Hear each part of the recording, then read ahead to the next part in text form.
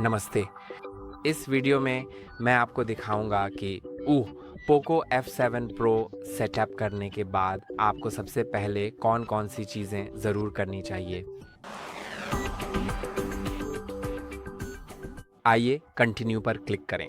आप देख सकते हैं कि सेटअप अभी-अभी पूरा हुआ है और सबसे पहली चीज़ जो करनी है वह है वाईफ़ाई से कनेक्ट करना।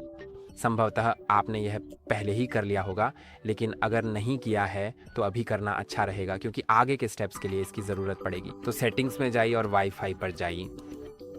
अब सुनिश्चित करें कि वाईफ़ाई चालू है और उस नेटवर्क को चुनें जिससे आप कनेक्ट होना चाहते हैं। फिर उसका पासवर्ड सावधानीपूर्वक डालें और कनेक्ट पर क्लिक करें। एक बार सफलतापूर्वक कनेक्ट हो जाने के बाद मैं अगले महत्वपूर्ण स्टेप पर जा सकता हूं, जो है फ़ोन को अपडेट करना। अपने फ़ोन को नियमित रूप से और समय-समय पर अपडेट करना बहुत ही ज़्यादा ज़रूरी है ताकि वह हमेशा स्मूथली चले, पूरी तरह से सुरक्षित रहे और उसमें सभी नई-नई सुविधाएं मिलती रहें। तो चलिए अबाउट फ़ोन में जाइए, फिर Xiaomi HyperOS पर क्लिक करें और अगर ये कुछ ढूंढता है, अगर ये कहता है कि कोई अपडेट उपलब्ध है तो उस पर क्लिक करें और फिर डाउनलोड अपडेट पर क्लिक करें। अगर कोई अपडेट उपलब्ध नहीं है तो आप अगले स्टेप पर आगे बढ़ सकते हैं, लेकिन अगर है तो डाउनलोड अपडेट पर क्लिक करें। यह आपके फ़ोन को अपडेट करना शुरू कर देगा और इस प्रक्रिया के दौरान आपको कुछ भी करने की ज़रूरत नहीं है, तो आप अपने फ़ोन का इस्तेमाल जारी रख सकते हैं क्योंकि यह सिर्फ डाउनलोड हो रहा है। लेकिन बाद में यह आपको फ़ोन रीस्टार्ट करने के लिए कह सकता है और जब ऐसा होगा तो आप फ़ोन का इस्तेमाल नहीं कर पाएंगे। इसीलिए किसी समय आपको बस फ़ोन रीस्टार्ट करना होगा, लेकिन तब तक आप अपने फ़ोन का इस्तेमाल कर सकते हैं। और अब इसने फ़ोन को रिबूट करने के लिए कहा है, तो मैं अब उस पर क्लिक करने जा रहा हूँ।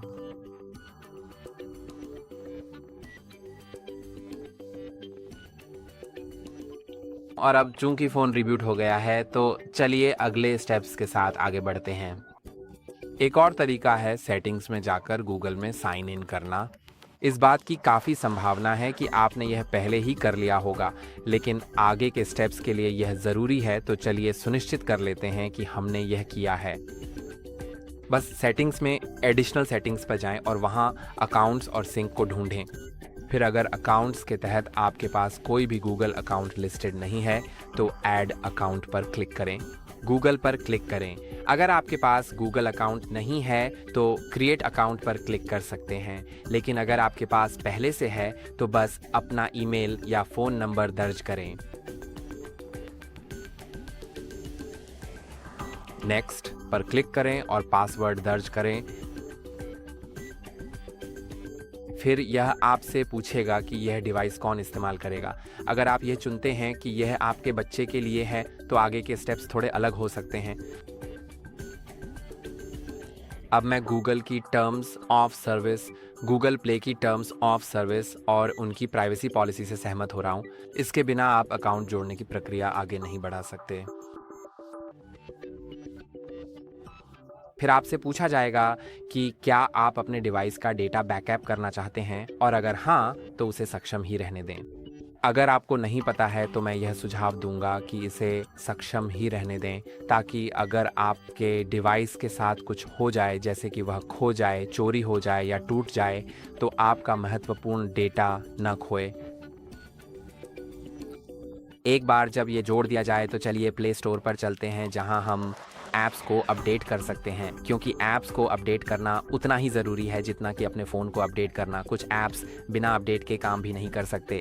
मैं अतिरिक्त ऐप्स को छोड़ने जा रहा हूं। फिर आपसे पूछा जाता है कि क्या आप गूगल प्ले में अपनी खरीदारी को सत्यापित करने के लिए बायोमेट्रिक्स या गूगल अकाउंट पासवर्ड का उपयोग करना चाहते हैं। मैं पासवर्ड का उपयोग करूंगा क्योंकि मैंने अभी तक बायोमेट्रिक्स सेटअप नहीं किया है, लेकिन थोड़ी देर में मैं आपको दिखाऊंगा कि इन्हें कैसे सेटअप किया जाता है।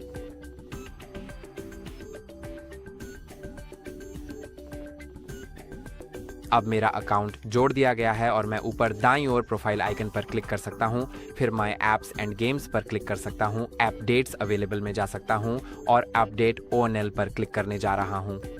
आप पहले से ही देख सकते हैं कि कुछ ऐप्स हैं जिनकी हमें ज़रूरत नहीं होगी और मैं आपको बाद में दिखाऊंगा कि उन्हें कैसे अनइंस्टॉल किया जाता है, लेकिन अभी ये प्रक्रिया में है, तो मैं सेटिंग्स में भी जाऊंगा और सिस्टम ऐप्स अपडेटर में जाऊंगा। इससे Xiaomi द्वारा उपलब्ध कराए गए सभी ऐप्स जो कि बहुत महत्वपूर्ण हैं, वे अब पूरी तरह से अपडेट हो जाएंगे, इसलिए मैं अब सब कुछ अपडेट करने वाला हूँ। इसके अलावा कुछ ऐसे अपडेट भी हैं, जैसे ये अजीब ऐप्स जिन्हें हम निश्चित रूप से अनइंस्टॉल कर देंगे, इसलिए परेशान ना हो, उनके बारे में चिंता करें। लेकिन उससे पहले आइए सेटिंग्स में जाएं और अपना स्क्रीन लॉक सेट करें, क्योंकि ये बहुत बहुत महत्वपूर्ण है। जाओ, सुरक्षा, क्षमा करें, सेटिंग्स में फिंगरप्रिंट, फेस डेटा और स्क्रीन लॉक जैसी कोई सुविधा नहीं है। स्क्रीन लॉक पर जाएं। अगर यह ऑफ दिखा रहा है तो उस पर जाएं और आप इसे पैटर्न, पिन या पासवर्ड में सेट कर सकते हैं। इसे सेट करने से पहले सुनिश्चित करें कि आप ऐसा कुछ सेट करें जिसे आप याद रख सकें, क्योंकि अगर आप अपना स्क्रीन लॉक भूल जाते हैं तो बाद में उसे रिकवर करना बहुत मुश्किल हो जाएगा और सबसे अधिक संभावना है कि आपको अपने फ़ोन का सारा डेटा मिटाना पड़ेगा। हाँ, जिसका मतलब है कि जो भी चीज़ बैकअप नहीं हुई है वह सब कुछ हमेशा के लिए खो जाएगी। और आप शायद नहीं चाहेंगे कि ऐसा हो, इसलिए सुनिश्चित करें कि आप अपना पासवर्ड याद रखें। लेकिन फिर भी मुझे लगता है कि पासवर्ड रखना ज़रूरी है, ताकि आपके अलावा कोई और आपकी निजी जानकारी तक पहुंच न सके। मैं एक पैटर्न सेट करने जा रहा हूं, फिर मुझे 5 सेकंड इंतज़ार करना है और गॉट इट पर क्लिक करना है। फिर पैटर्न सेट करें। अब इसे फिर से बनाएं और कंफर्म पर क्लिक करें। पिन या पासवर्ड के लिए भी यही प्रक्रिया है, आपको बस इसे फिर से दर्ज करना है। मैं फिंगरप्रिंट को कैंसिल कर रहा हूं क्योंकि मैं वह खुद करूंगा। तो फिंगरप्रिंट्स, फेस डेटा और स्क्रीन लॉक में से आप फिंगरप्रिंट अनलॉक चुन सकते हैं। फिर पुष्टि के लिए पहले अपना स्क्रीन लॉक दर्ज करें, फिर गॉट इट पर क्लिक करें। वैसे कुछ स्क्रीन प्रोटेक्टर्स के साथ फिंगरप्रिंट काम नहीं कर सकता, लेकिन मुझे लगता है कि ये फिंगरप्रिंट सेंसर काम करेगा, तो आप इसे आजमा सकते हैं। और अगर ये काम नहीं करता तो शायद ये आपके स्क्रीन प्रोटेक्टर की वजह से है। और आपको बस अपनी उंगली को फिंगरप्रिंट स्कैनर पर रखना है जो स्क्रीन के नीचे छुपा हुआ है। बस उस पर टैप करें और उसे छोड़ दें। और ये एक अल्ट्रासोनिक स्कैनर है, तो ये वास्तव में एक बहुत ही उन्नत तकनीक है। संभावना है कि कुछ स्क्रीन प्रोटेक्टर्स इसके साथ काम न करें, इसलिए आप असली स्क्रीन प्रोटेक्टर लेना चाहेंगे। बस कई बार टैप करें और अपनी उंगली उठाएं ताकि पूरा क्षेत्र अच्छी तरह से और पूरी तरह से स्कैन हो जाए। फिर डन बटन पर क्लिक करें। आप एक और फिंगरप्रिंट भी जोड़ सकते हैं। मैं वापस जा रहा हूं। और फिर फेस अनलॉक है, जिसे मैं सलाह नहीं देता। मैं इसे इसलिए सलाह नहीं देता क्योंकि यह केवल फ़ोन के कैमरे पर आधारित है। बाजार में ऐसे फ़ोन हैं जो IR सेंसर पर आधारित होते हैं, लेकिन यह फ़ोन उस समूह में नहीं आता और यह केवल कैमरे पर निर्भर करता है, जिसका मतलब है कि आपका फ़ोन आपकी फ़ोटो या किसी ऐसे व्यक्ति से भी अनलॉक हो सकता है जो आप जैसा दिखता हो। लेकिन मैं फिर भी आपको दिखाऊंगा कि इस फेस अनलॉक को कैसे सेट किया जाता है। आप इसे अपनी जिम्मेदारी पर कर रहे हैं, लेकिन शायद आपको इसकी ज़रूरत हो, तो मैं आपको दिखाऊंगा कि इसे कैसे सेट किया जाता है। अपनी स्क्रीन लॉक डालें, फिर स्टार्ट पर क्लिक करें। यहाँ लिखा है कि यह पिन, पासवर्ड या पैटर्न की तुलना में बहुत कम सुरक्षित है। मैं नेक्स्ट पर क्लिक करूँगा और अपना चेहरा फ्रेम के अंदर पोजीशन करूँगा।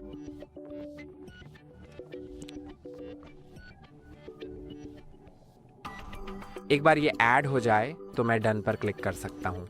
अब मैं लॉक स्क्रीन पर अनलॉक करने के बाद वहीं रहने का विकल्प डिसेबल कर दूंगा, ताकि अगर मैं फेस से अनलॉक करूं तो यह अपने आप होम स्क्रीन पर चला जाएगा। और अब मैं आपको दिखाऊंगा कि इन 3 तरीकों से अपने फ़ोन को कैसे अनलॉक किया जा सकता है। फिंगरप्रिंट के साथ आपकी स्क्रीन बंद भी हो सकती है। आपको बस सही जगह पर टैप करना है। आप देख सकते हैं कि यह बहुत जल्दी काम करता है, लेकिन मुझे बस अपनी उंगली सही जगह पर रखना होता है। और जैसे ही मैं इसे टैप करता हूँ, मैं बहुत हल्के से भी टैप करूँ तो भी ये काम करता है।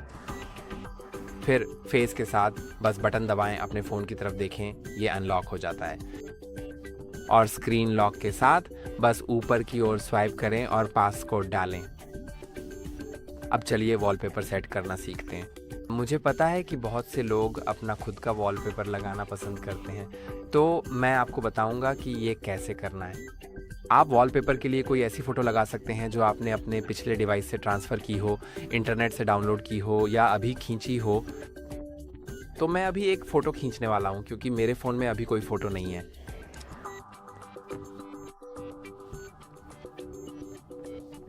फिर जैसा कि आप स्पष्ट रूप से देख सकते हैं, मेरी फ़ोटो सफलतापूर्वक खींच ली गई है और यह अब गैलरी में सहेज ली गई है। तो अब हम डिवाइस की सेटिंग्स में चलते हैं और यहाँ आप आसानी से पर्सनलाइजेशन अनुभाग में जा सकते हैं। फिर होम स्क्रीन या लॉक स्क्रीन में से किसी एक विकल्प पर क्लिक करें जो आपको अपनी पसंद के अनुसार अनुकूलित करना है। मैं लॉक स्क्रीन पर क्लिक करने वाला हूँ। इसके बाद स्टार्ट करें, फिर इसे कस्टमाइज़ करें, वॉलपेपर चुनें और मैं एक लोकल फ़ोटो चुनूँगा, लेकिन आप चाहें तो पोको द्वारा दी गई फ़ोटोज़ भी चुन सकते हैं। मैं सबको अनुमति देने वाला हूँ और अभी कोई फ़ोटो नहीं है, इसका मतलब है कि मुझे फिर से कोशिश करनी होगी। शायद फ़ोटो लेने के तुरंत बाद ये तुरंत लोड नहीं होती है, लेकिन थोड़ी देर में यह निश्चित रूप से लोड हो जानी चाहिए।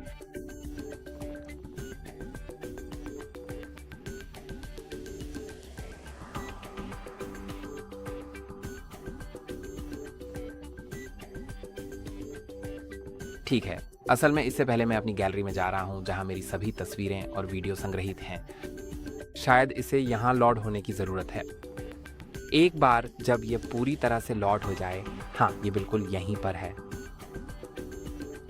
आप देख सकते हैं कि यहाँ डेप्थ सक्षम है, जिसका मतलब है कि तस्वीर के कुछ हिस्से घड़ी को ढक सकते हैं ताकि उसे एक खास गहराई का एहसास मिले। आप इस विकल्प को अक्षम कर सकते हैं, लेकिन मैं इसे सक्षम ही रहने दूंगा। आप घड़ी को भी कस्टमाइज़ कर सकते हैं। मैं इसमें बहुत गहराई से नहीं जाऊंगा, लेकिन आप फ़ॉन्ट्स, स्टाइल्स बदल सकते हैं, जैसे कि कौन सी चीज़ें पहले स्तर, दूसरे स्तर और तीसरे स्तर पर दिखाई देंगी। मैं इसे जैसा है वैसा ही रहने दूंगा। फिर सबसे ऊपर वाला मुझे पसंद है कि उसे तापमान पर ही रखें। मुझे पता है कि मेरा तापमान अभी तक सेट नहीं हुआ है क्योंकि मैंने मौसम ऐप नहीं खोला है जब से मैंने फ़ोन सेटअप किया है। आप एक सिग्नेचर भी जोड़ सकते हैं ताकि उसमें कुछ महत्वपूर्ण डेटा हो, लेकिन अगर डेप्थ सक्षम है तो ये शायद उसे ढक देगा। और आप अपने वॉलपेपर में कुछ आकर्षक इफ़ेक्ट्स भी जोड़ सकते हैं, जैसे कि एक सुंदर ग्लास इफ़ेक्ट या जो भी यह विशेष प्रभाव है। इनमें से बहुत सारे हैं, लेकिन मैं इसे इसी पे छोड़ने वाला हूँ। फिर मैं इसे लागू करने जा रहा हूँ और आप इसे केवल लॉक स्क्रीन पर या दोनों स्क्रीन पर लागू कर सकते हैं। मैं इसे केवल लॉक स्क्रीन पर लागू करने जा रहा हूँ। और अब चलिए अगले चरण पर चलते हैं, जो है गूगल पे। तो मैं गूगल प्ले स्टोर पे जाऊँगा और फिर गूगल वॉलेट सर्च करूँगा। और इससे पहले कि हम उसे इंस्टॉल करें, शायद हमें इस बारे में बात करनी चाहिए कि ऐसा क्यों है। तो ये आपको अपने फ़ोन से टैप टू पे का उपयोग करने की सुविधा देता है, बिना अपने वॉलेट तक पहुँचे अपनी कार्ड को गूगल वॉलेट में जोड़कर। और सुरक्षा को लेकर डरे नहीं, बिल्कुल यह आपकी पसंद पर निर्भर करता है। अगर आप इसके साथ सुरक्षित महसूस नहीं करते तो आपको यह करने की ज़रूरत नहीं है। लेकिन अपनी सुरक्षा को लेकर बिल्कुल भी चिंता न करें, क्योंकि यह बैंक द्वारा पूरी तरह से अधिकृत है। और ये वास्तव में बहुत सुरक्षित है क्योंकि ये गूगल है। और मैं इसे बहुत ही जल्दी इंस्टॉल करने जा रहा हूँ। अब देखिए, चूंकि ये सफलतापूर्वक इंस्टॉल हो गया है, हम इसे आसानी से खोल पाएंगे, यहाँ तक कि होम स्क्रीन से भी। लेकिन जब तक ये इंस्टॉल हो रहा है, शायद जैसा कि मैंने पहले बताया था, हम ब्लॉटवेयर की बात कर लेते हैं। जैसे अगर आप गेम्स में जाइए तो वहाँ कुछ गेम्स हैं जिन्हें मैं बस सभी को अनइंस्टॉल कर दूंगा। मुझे नहीं लगता कि उस माइनस पर क्लिक करने से अब अनइंस्टॉल हो जाता है। हाँ, इसने इसे केवल यहाँ से हटा दिया है। ठीक है, तो मैं क्या करने जा रहा हूँ कि होम स्क्रीन पर ऊपर की ओर स्वाइप करूँगा ताकि ऐप ड्रॉअर खुल जाए। फिर मैं उन ऐप्स पर प्रेस और होल्ड करूँगा जिन्हें मैं अनइंस्टॉल करना चाहता हूँ, और फिर ट्रैश पर क्लिक करूँगा, फिर अनइंस्टॉल कर दूँगा। और मुझे लगता है कि काफ़ी सारे ऐप्स हैं जिन्हें अनइंस्टॉल करना फ़ायदेमंद रहेगा। सबसे पहले मैं सारे गेम्स अनइंस्टॉल करने जा रहा हूँ क्योंकि मुझे इनकी सच में ज़रूरत नहीं है। इनमें से ज़्यादातर में बहुत सारे विज्ञापन होते हैं और ये ज़्यादा अच्छे भी नहीं हैं। लेकिन बेशक अगर आपको इनमें से कोई ऐप सच में चाहिए तो आप उसे रख सकते हैं। फिर मैं उन ऐप्स के बारे में भी बात करने वाला हूं जो गेम्स नहीं हैं, लेकिन उन्हें भी अनइंस्टॉल किया जा सकता है। तो आप AliExpress, Amazon शॉपिंग और Booking.com जैसी ऐप्स को भी आसानी से अनइंस्टॉल कर सकते हैं। साथ ही लिंक्डइन जैसी अन्य ऐप्स भी Spotify, TikTok, WPS office. YouTube music को अनइंस्टॉल नहीं किया जा सकता, लेकिन Xiaomi होम को किया जा सकता है। और ये वे ऐप्स हैं जिन्हें आप अनइंस्टॉल कर सकते हैं अगर आप इनमें से कोई भी नहीं रखना चाहते। लेकिन अगर इनमें से कोई भी ऐप आपकी पसंद का है और आप उसे रोज़ाना इस्तेमाल करते हैं, तो आप चाहें तो उन्हें अनइंस्टॉल कर सकते हैं। साथ ही ओपरा और नेटफ्लिक्स को भी अनइंस्टॉल किया जा सकता है। अब जैसा कि मैंने वादा किया था, चलिए वॉलेट की ओर चलते हैं। और यहाँ आप बस add to wallet, payment card पर क्लिक करें और अपने फिजिकल कार्ड को कैमरे से स्कैन करें। या अगर ये लोड नहीं होता है तो आप विवरण मैन्युअली भी दर्ज कर सकते हैं। फिर यहाँ जो कुछ भी लिखा है उसे ध्यान से पढ़ें और सेव एंड कंटिन्यू पर क्लिक करें। एक बार सेव हो जाने के बाद यह आपसे आपके बैंक के ज़रिए मैसेज, फ़ोन कॉल या बैंक ऐप से वेरीफाई करने के लिए कह सकता है। एक बार यह प्रक्रिया पूरी हो जाए तो आप अपने फ़ोन से स्टोर्स में पेमेंट कर पाएंगे, लेकिन इसके लिए आपका फ़ोन अनलॉक होना चाहिए और वॉलेट ऐप खुला होना चाहिए। तो जैसे ही आपका कार्ड ऐड हो जाए, आप वॉलेट ऐप खोलें और आप पेमेंट कर पाएंगे। आप अपनी स्क्रीन के दाएं ऊपर वाले हिस्से से नीचे स्लाइड भी कर सकते हैं। वहां वॉलेट का आइकन होगा और उस पर टैप करने से भी वॉलेट ऐप खुल जाएगा। अपने वॉलेट में आप कुछ महत्वपूर्ण लॉयल्टी कार्ड्स भी आसानी से जोड़ सकते हैं। और अब चलिए एक और बहुत ही महत्वपूर्ण चीज़ पर आते हैं, जो है आपके डिवाइस की सेटिंग्स में जाकर बैटरी की विस्तृत जानकारी देखना। अब चार्जिंग विकल्प ढूंढें। अरे नहीं, या शायद हाँ, मैं इसे जल्दी ही ढूंढ लूँगा क्योंकि हर फ़ोन में ये थोड़ा अलग होता है। हाँ, तो बैटरी प्रोटेक्शन सेक्शन में आपको स्मार्ट चार्जिंग दिखाई देगी। ये आपकी बैटरी की उम्र को सालों तक बढ़ा देता है। बहुत ही आसान और सरल तरीके से यह आपकी चार्जिंग की आदतों को सीखता है और उसी के अनुसार चार्जिंग पैटर्न को स्वचालित रूप से एडजस्ट करता है। तो अगर आप रात में अपना फ़ोन चार्जिंग पर लगाते हैं तो यह 80% तक चार्ज होकर रुक जाएगा, जिससे बैटरी की लाइफ भी बेहतर बनी रहेगी। फिर जब आपके जागने की उम्मीद होती है, उससे लगभग 1 घंटे पहले यह धीमी गति से चार्जिंग फिर से शुरू कर देगा। तो यह सुनिश्चित करता है कि जब आप अपने फ़ोन को अनप्लग करें, उससे ठीक पहले वह पूरी तरह से 100% चार्ज हो जाए, ताकि रात भर वह बिल्कुल भी ओवरचार्ज ना हो और आपकी बैटरी की उम्र वाकई में काफ़ी लंबी बढ़ जाए। अब मेरा मानना है कि आखिरी सबसे महत्वपूर्ण चीज़ है स्लाइडिंग। अपनी स्क्रीन के ऊपर से नीचे स्लाइड करें और अपने डिवाइस की सेटिंग पूरी करें, ढूंढें। तो हम बाद में इस नोटिफिकेशन से परेशान नहीं होंगे। स्टार्ट पर क्लिक करें और यह आपसे पूछता है कि क्या आप मोबाइल नेटवर्क से कनेक्ट करना चाहते हैं। आप अभी अपना सिम कार्ड डाल सकते हैं, लेकिन आप ये बाद में भी कभी भी कर सकते हैं। हालांकि इसे शुरुआत में ही करना बेहतर है, ताकि आप अपने फ़ोन कॉल्स के साथ साथ अन्य चीज़ों जैसे मैसेज, डेटा, मोबाइल डेटा आदि की भी शुरुआत से ही एक्सेस कर सकें। मैं इसे स्किप करने जा रहा हूँ। फिर यह आपसे पूछता है कि क्या आप किसी अन्य डिवाइस का उपयोग करके सेटअप करना चाहते हैं। इसे स्किप करने से पहले सुनिश्चित कर लें कि आप वाकई में ऐसा नहीं करना चाहते, क्योंकि अगर आप अभी कर लेते हैं तो यह अच्छा है, क्योंकि यह विकल्प भविष्य में शायद उपलब्ध ना हो। मेरा मतलब यह है कि एक बार जब आप इसे स्किप कर देते हैं तो आप वापस नहीं जा सकते। यह आपसे शुरुआत में ही पूछता है। बाद में यह फीचर डिसेबल हो जाता है और आप इसे कुछ थर्ड पार्टी ऐप्स के ज़रिए भी कर सकते हैं, लेकिन मुझे व्यक्तिगत रूप से लगता है कि नेटिव तरीका सबसे अच्छा और सबसे प्रभावी है और इसी तरीके से करना सबसे बेहतर और उचित है। इसीलिए मैं इसे करने की दृढ़ता से सिफारिश करूँगा। हालांकि मैं इसे स्किप करने जा रहा हूँ। अगर आप डेटा ट्रांसफ़र करने का विकल्प चुनते हैं तो स्क्रीन पर दिए गए निर्देश काफ़ी आसान होंगे। बस उन्हें फॉलो करें और आप तैयार हो जाएंगे। फिर ये मुझसे किसी कारणवश मेरा पैटर्न ड्रॉ करने के लिए कहता है और फिंगरप्रिंट जोड़ने के लिए भी कहता है, लेकिन मेरे पास पहले से है, तो चलो वापस चलते हैं। फिर मैं पहले से ही अपने वाईफाई से जुड़ा हूँ, तो मुझे वह भी नहीं करना है। किसी कारणवश यह मुझसे फिर से मेरा पैटर्न पूछता है और मैं फिंगरप्रिंट जोड़ना बिल्कुल भी नहीं चाहता क्योंकि वह पहले से ही जुड़ा हुआ है। मुझे ऐसा लगता है कि अभी कुछ गंभीर गड़बड़ है और ये ठीक से काम नहीं कर रहा है।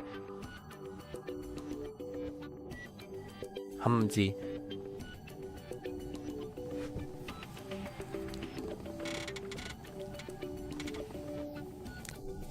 ठीक है जी, हाँ। ठीक है, मैं बस वह फिंगरप्रिंट फिर से जोड़ने जा रहा हूँ, लेकिन असल में इसे ऐसे काम नहीं करना चाहिए। जब आप वापस जाते हैं तो इसे बस वही फिंगरप्रिंट जोड़ते रहना चाहिए। मुझे समझ नहीं आ रहा है। ठीक है, मुझे सच में फ़र्क नहीं पड़ता। फिर यह आखिरी बार है जब आपसे ऐप्स और डेटा कॉपी करने के बारे में पूछा जाएगा, तो मैं कॉपी ना करें पर क्लिक करने जा रहा हूँ, लेकिन सुनिश्चित कर लें कि आप ऐसा नहीं करना चाहते। फिर अगला, और आप अपनी पसंद का ब्राउज़र चुन सकते हैं, और अगर आपको नहीं पता कि कौन सा चुनें तो मैं आपको कुछ सुझाव दूंगा। Google Chrome, opera browser, brave या फायरफॉक्स, ये बहुत अच्छे हैं। अगर आपको कोई और ब्राउज़र पसंद है तो उसे चुनने के लिए स्वतंत्र महसूस करें, लेकिन मैं बस आपको बता रहा हूँ कि मेरी राय में कौन से सबसे अच्छे हैं। फिर गूगल सर्च इंजन ही एकमात्र है जिसे मुझे इस्तेमाल करना पसंद है और मैं इसे उसी पर छोड़ने वाला हूँ। फिर मैं और पर क्लिक करने जा रहा हूँ। अगर आप चाहें तो आप नियर बाय शेयर के लिए सहमति दे सकते हैं ताकि आपके आसपास के संपर्क आपको जल्दी से फाइलें भेज सकें। यह कुछ आईफोन्स के एयर ड्रॉप जैसा है। फिर आगे बढ़ें और आप हे गूगल को चालू कर सकते हैं ताकि आप जेमिनाई को बिना किसी बटन को दबाए सिर्फ हे गूगल बोलकर हैंड्स फ्री इस्तेमाल कर सकें। मैं इसे चालू करने जा रहा हूँ। अगर आप इसे पहली बार अपने गूगल अकाउंट पर चालू कर रहे हैं तो आपसे 4 वाक्य ज़ोर से बोलने के लिए कहा जा सकता है, लेकिन मैंने इसे पहले ही किसी और डिवाइस पर सेट कर लिया है, इसलिए मुझे यह करने की ज़रूरत नहीं है। फिर मैं गूगल पे को छोड़ने जा रहा हूँ। मैं इसके बारे में पहले ही बात कर चुका हूँ और मैं नो थैंक्स पर क्लिक करने जा रहा हूँ, लेकिन आप स्क्रीन पर दिखाए गए किसी भी विकल्प को चुनकर अपने अनुभव को कस्टमाइज़ कर सकते हैं। और ये सारी चीज़ें हैं जो मैं आपको दिखाना चाहता था। आज के लिए बस इतना ही। लाइक और सब्सक्राइब करना ना भूलें। अगली बार फिर मिलेंगे।